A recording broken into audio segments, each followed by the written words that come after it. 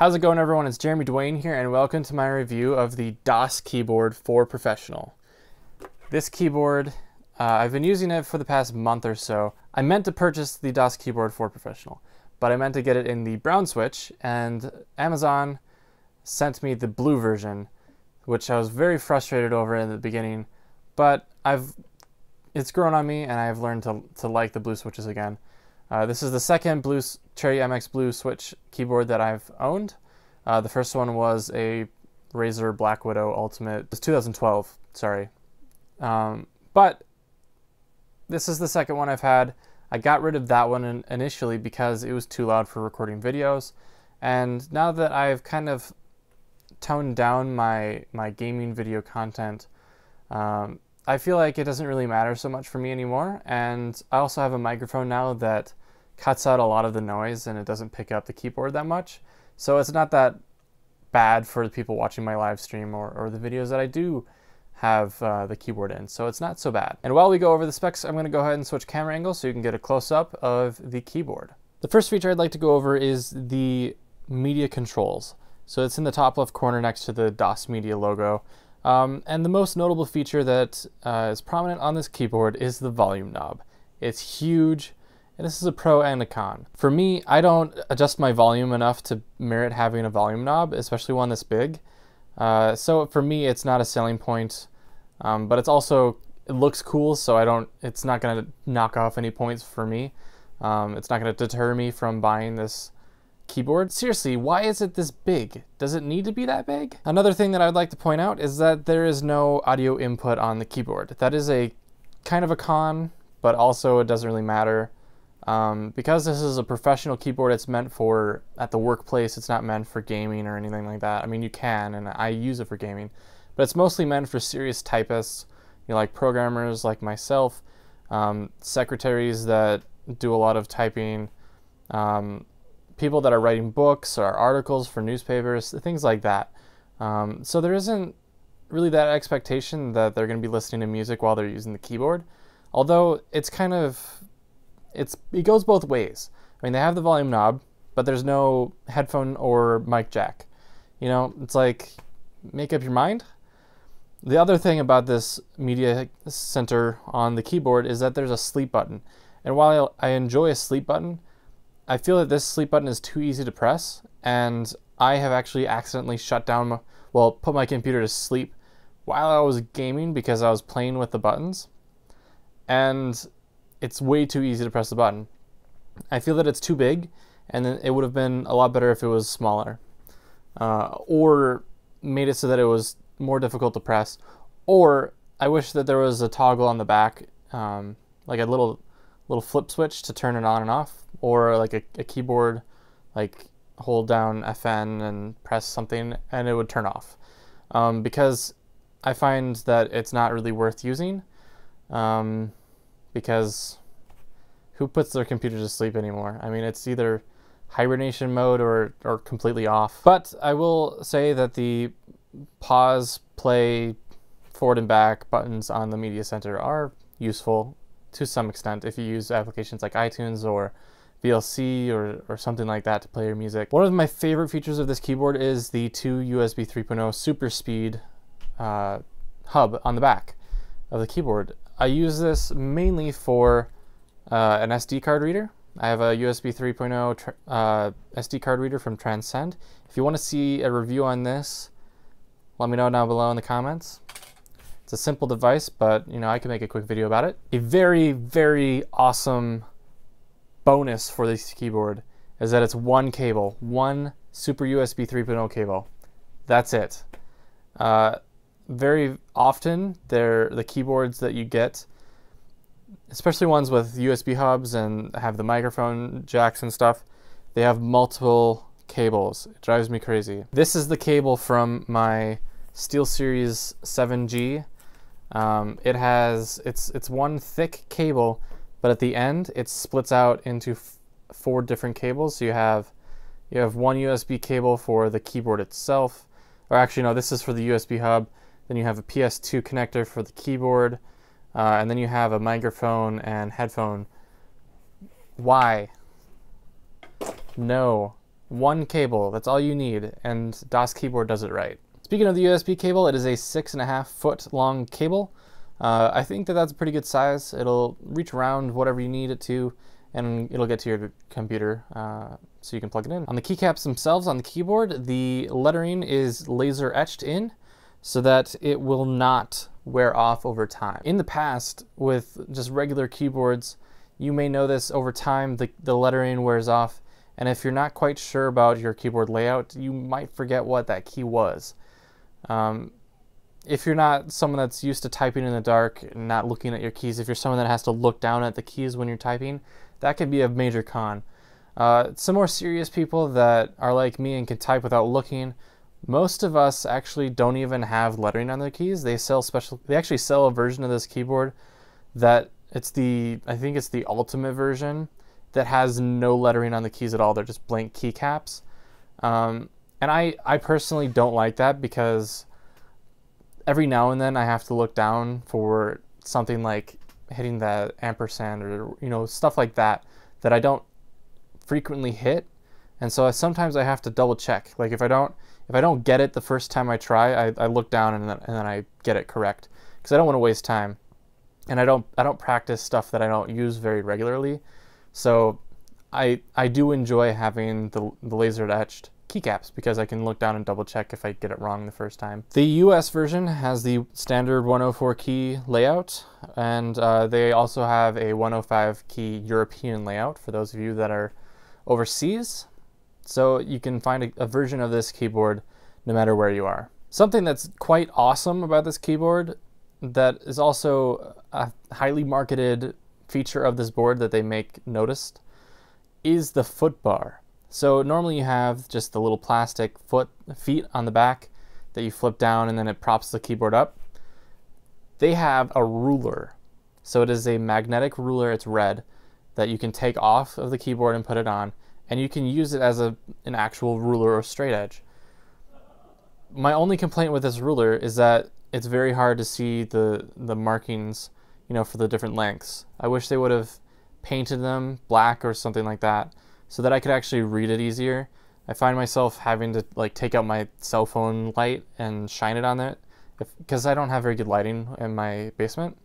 I have good lighting right now because I have a nice fancy light, but normally I don't have all this lighting, and it's very difficult for me to read the numbers on the ruler. That said, I don't use it very often, so it really doesn't matter.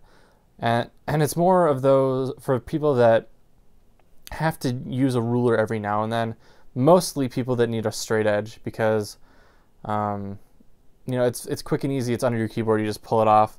It's very easy to take off, very easy to put back on, but it's not loose enough that it'll just fall off randomly. You have to actually intentionally take it off for it to come off, otherwise it's going to stay.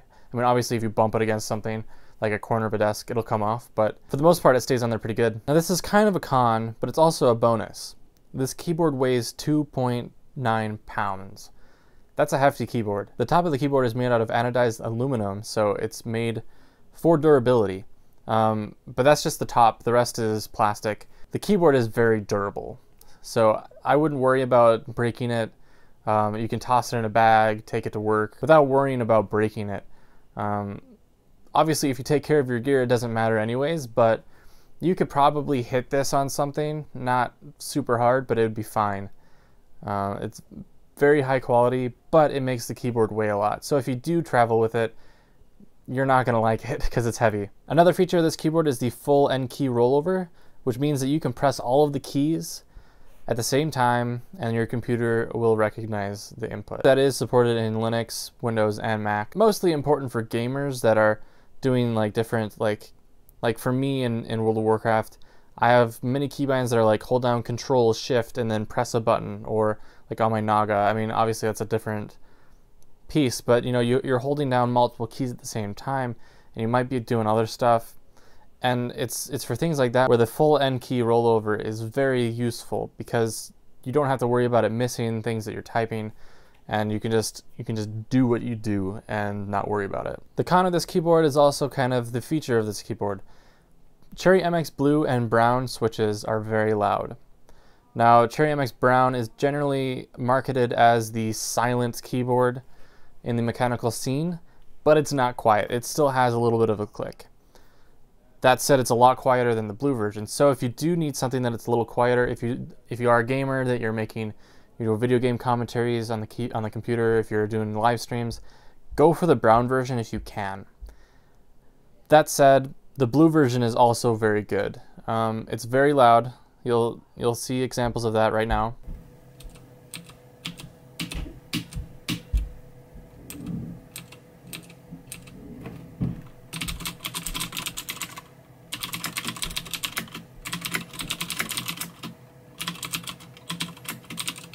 I'm also going to compare that to a Cherry MX Black keyboard. And I also have the O-ring mod on that keyboard, so it's even quieter because of that. So it's not a perfect representation of what the blacks sound like, but it's very close and it's very, very quiet. It's completely dependent on how hard you press the key and whether or not you bottom out on the bottom.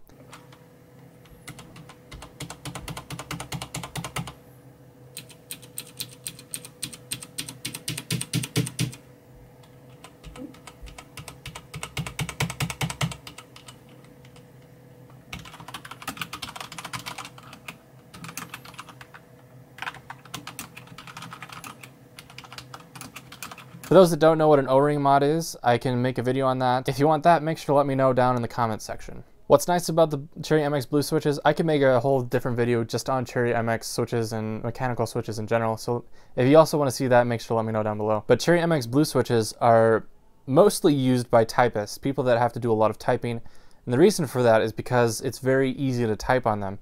And you can hear when the actuation point is. And because of that, you don't waste a lot of distance. Because as soon as you hear that click, you can let up on the key and you can keep typing. So you're not wasting time by pressing all the way down because you don't know if you actually typed it or not. On my SteelSeries 7G, the Cherry MX Black switch keyboard, I find that I make a few mistakes if I'm not bottoming out, because sometimes I don't press the key down far enough and it doesn't actuate. So you have missed lettering. If you want to type quietly, or if you want to just smash the keyboard, then you still have accuracy, but your fingers get very tired on that kind of a keyboard because you're pressing so hard so that you don't miss any letters. So definitely my carpal tunnel has thanked me since I switched over to the Cherry MX Blue. Another con of this keyboard is that it doesn't have backlit keys. This isn't a big deal for me, but for some people that specifically have to look at their keyboard, it's very difficult to see that at nighttime if the lights aren't on without a backlit keyboard. So it's not a deal breaker for me, but for some people it might be. I think the market for this keyboard is for people that don't care about that, so it's not a huge deal and like I said, not a deal breaker. And I touched on this earlier, but it doesn't have the headphone or microphone input. And for a keyboard that is supposed to have a really good media center section on the keyboard, I really did expect that, even though I knew that it didn't have it when I ordered it.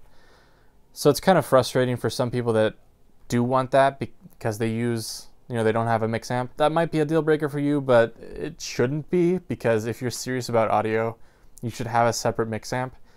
And while I do call myself an audiophile, my mix amp is nowhere close to what you should have. Final thoughts on this keyboard: I really like it. I've been using it for over a month, and I think that if you are serious about typing, if you want to have excellent speed and accuracy, this keyboard is great. For me, I'm going to school for programming. I've done several sessions on this keyboard and I really love it. Very, very, very few mistakes have been made. Is it worth the price tag? Probably not. It's very expensive at the moment. I believe I paid like $130. And most of you are probably gamers, and it's not necessarily worth it for gaming because it's loud, it's going to get annoying, you might piss people off if you're playing it late at night and you have thin walls and people can hear you.